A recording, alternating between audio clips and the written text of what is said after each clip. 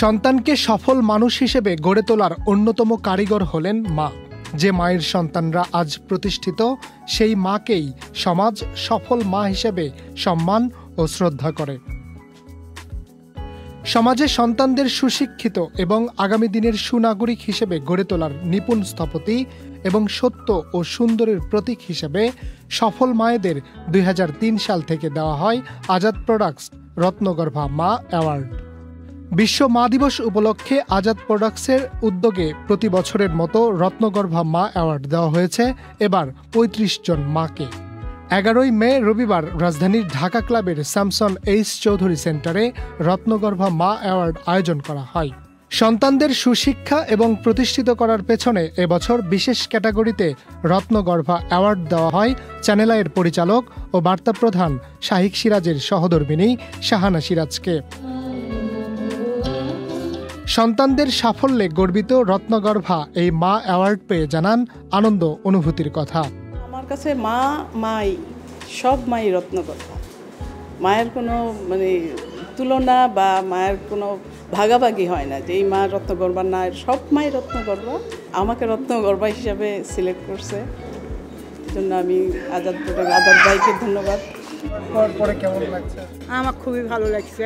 আজকের এই দিনের জন্য আমি খুবই খুশি এবং খুবই গর্বিত। আজাদ সাহেবকে আমি হাজার হাজার ধন্যবাদ জানাই। রত্নগর্ভা মা অ্যাওয়ার্ড পেয়েছেন আপনার ছেলেদের কারণে, কেমন লাগছে? আমার ছেলেদের কারণে আজকে অ্যাওয়ার্ড পেতে আমার খুব ভালো লাগতেছে। আমি খুব খুশি। অনুষ্ঠানে বিশেষ অতিথি হিসেবে বক্তব্য রাখেন চ্যানেল আইয়ের পরিচালক ও বার্তা প্রধান শাহিক সিরাজ। তিনি বলেন, সন্তানের জন্য পৃথিবীর প্রতিটি মা রত্নগর্ভা মা।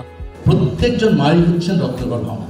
আজকে প্রতিটা মায়ের সন্তান শিক্ষিত হয়েছে, আজকে সারা পৃথিবী এই পর্যায়ে এসে বাংলাদেশে আজকে শিক্ষার হার বাড়ছে।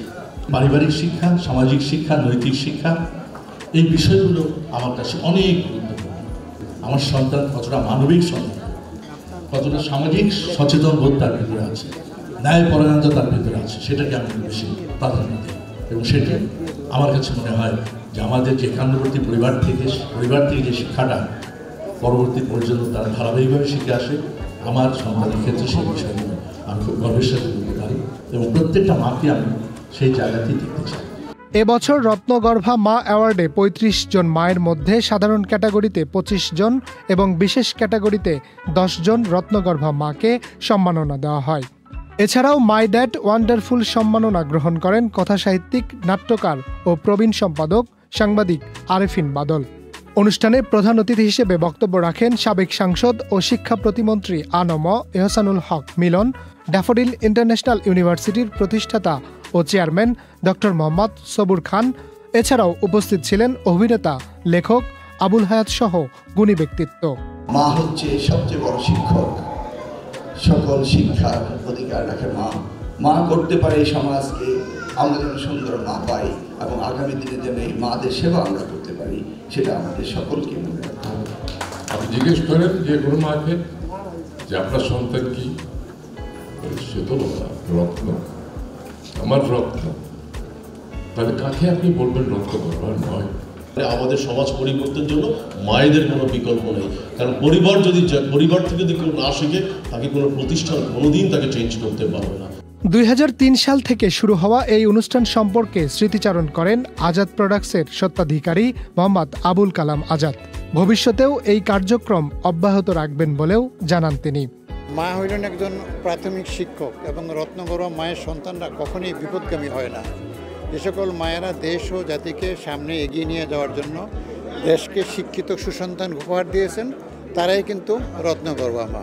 আমি তো আশা রাখি যতদিন আমি বেঁচে আছি অনুষ্ঠান চলবে, আর আমি মরে গেলেও আমার যে জেনারেশন, আমার ছেলে মেয়ে, ওরা এটা কন্টিনিউ করবে।